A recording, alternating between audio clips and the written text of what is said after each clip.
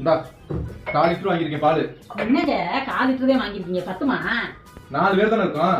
தண்ணியே விடாம நல்லா கொல கொல கொலன்னு கெட்டியா டீ போட்டு வா. சரிங்க. ஏமா வாங்கம்மா, ஒரு கிளாஸ் டீ குடிச்சிட்டு போலாம். சூடா போட சொல்லிருக்காங்கள.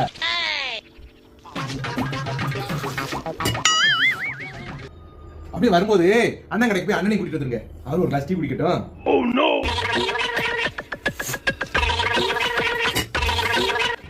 தம்பிக்கு போன் போட்டமா எடுக்கவே இல்ல. அவனையும் கூட்டு வந்துருங்க.